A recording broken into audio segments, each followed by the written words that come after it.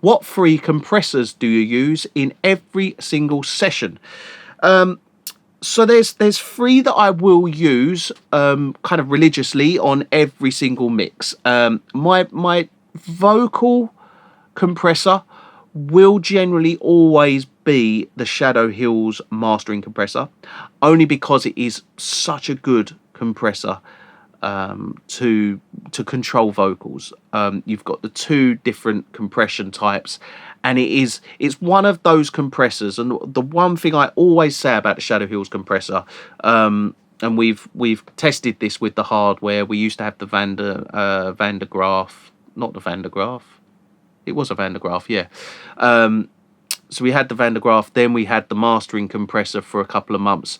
It ended up breaking, and we swapped it. We ended up swapping it for the Alicia Alpha compressor, which in hindsight was a great swap. But in the box, the Shadow Hills mastering compressor. Now, we compared this compressor to our hardware version, and it was close. It was kind of close. It was close a little bit, but ultimately, what it's great for, the Shadow Hills mastering compressor on a vocal, is you can compress that vocal so nice without getting that sort of squashed feel that you get from some compressors. Some compressors, you can put a compressor on a vocal and you can feel it sucking and pulling, and that vocal, as soon as the vocalist goes high, you can feel it almost like this kind of squashing over the top of your head. That's how I get this kind of just, I don't know, probably other people might get this, but I get this kind of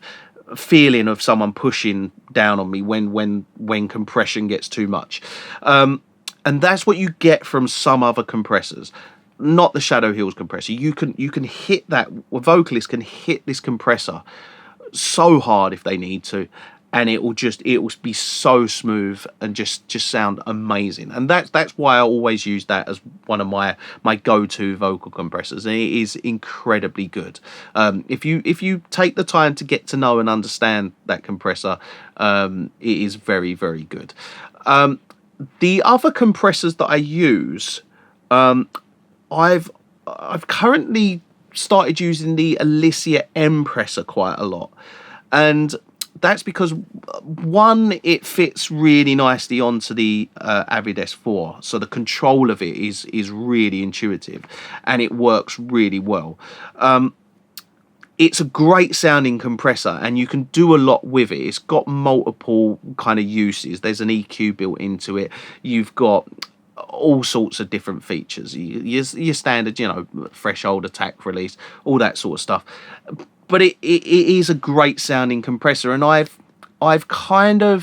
always done before was I've always favoured a kind of SSL style compressor, and I've recently switched over to my main compressor to the Empressor, and it was after testing. I basically did an A/B test on the Alicia Muse EQ and the hardware, and I noticed, whoa, these two are very, very similar. So I then was like, right, okay, well, the plugins are clearly built very well in comparison to the hardware. So I thought, I'll put the Empressor on and I'll have a little play with it. And it's one of them compressors where I've not always used it and got to know it. But then after that, I really kind of got into it, and it's a beautiful sounding compressor, and it is one of my favourite kind of compressors for snares, drums, things like that, and any instrument really. There's a lot you can do with it. There's a lot more than just the compression aspect of it. So that's my kind of channel strip sort of compression, because what I've kind of built there is on my channel strips is I use my Muse EQ. And then I use the Empressor. So I've got like this Alicia channel strip, and it really does sound great. And just pairing the two, I mean, you obviously don't have to. You can pick any plugin in the world, but it's just I like stuff that sounds like hardware, and these two, they do sound like the hardware. So that's why I'm using that at the moment, and that may change. It may change to something else. I do chop and change my kind of channel strip compressor, sometimes EQ. I do change these every now and then. Like I say, I've gone from the SSL channel strip to the compressor, and I'm liking it. I'm sticking with it at the moment, and I'll see how I get on with that. But at the moment, as of what we in July 2022, the compressor is beautiful. So, and then my last compressor that I would choose is probably the SPL Iron.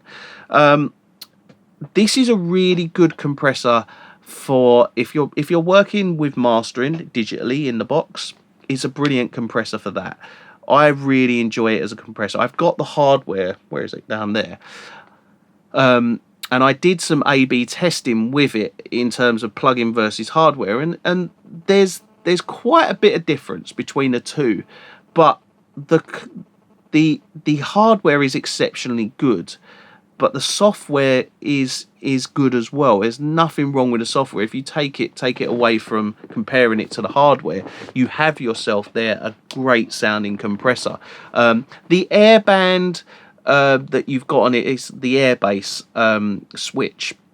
It's not particularly good in the hardware, but it's amazing on it's not particularly good in the plugin, but it's amazing on the hardware. The other great thing about the plugin is that you've got like a mono maker, you've got a stereo widener, you've got all these additional features in the plugin alliance version in the bottom rack, so you have all that gets added into your mastering chain. So it's a great thing to have when you have this this mastering chain with this mastering compressor on it, that sounds great but has a mono maker built into it, so you can put it in as and use it as your mono maker as well, so you don't have to have an additional plug-in for your mono maker. So that will be one of my main mastering compressors that I use if I'm mastering digitally. So yeah, they're my three that I use in every single session. So I use the Alicia Music EQ, the Alicia compressor. That's like my channel strip compressor. I use the SPL Iron for mastering, and I use mainly as my vocal compressor, I will always use the Shadow Hills mastering compressor.